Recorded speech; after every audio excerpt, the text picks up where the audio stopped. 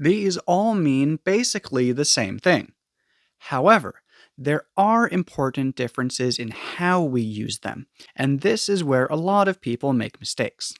Now, if you're ever not sure about which one to use, it's usually fine to just use happen.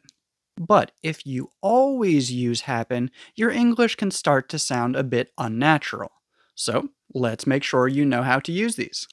And let's start with happen and occur because these are the ones that people confuse the most. In most situations, these two words mean basically the same thing. However, they don't feel the same. Occur is a bit more formal and a bit more specific, while happen is a bit more informal and a bit less specific. So when we know or can predict the time or place of an action or event, we usually use occur. And when we don't know or can't predict the exact time or place, we usually use happen. Also note that we do not usually use either of these words to talk about planned events. Let's look at some examples. First, here are some examples with happen. What happened? What do you think will happen? This happens all the time. Whatever happens, it'll be okay. You can see that these are all things that we might say in a normal conversation with a friend or family member. Most of them also show that there's something that we are unsure about. Now, here are some examples with occur. The incident occurred at 3:47 p.m. The accident occurred during work hours. There are three main reasons why this can occur. Please contact me if this situation occurs again. As you probably noticed, those sound more like you're at work, not at home talking to a friend or family member. But honestly, in all 8 of those examples, you could really use either word. Now let's talk about go on. Go on is really just an informal way of saying happen. So it's not very specific and you can use it in almost any situation. Here are some examples. Hey, what's going on?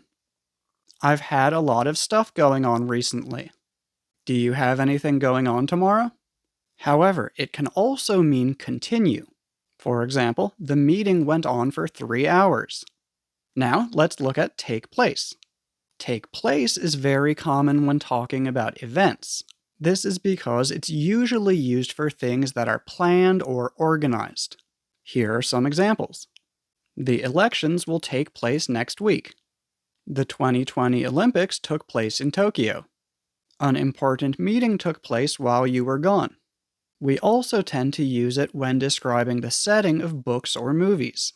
For example, my favorite movie takes place in an imaginary kingdom. So yeah, we usually use this one for things that are planned or when talking about stories. And now, time for a very quick review. Again, all of these words mean basically the same thing. However, happen is non-specific, informal, and very common in daily conversation. Occur is more specific than happen and also a bit more formal. Go on is basically a more informal way of saying happen, and take place is usually used with things that are planned or organized. And finally, I actually don't want you to worry too much about understanding these differences 100%. I'd much rather you focus on looking for more example sentences with these words, writing them down, and practicing using them. If you found this video useful, don't forget to subscribe.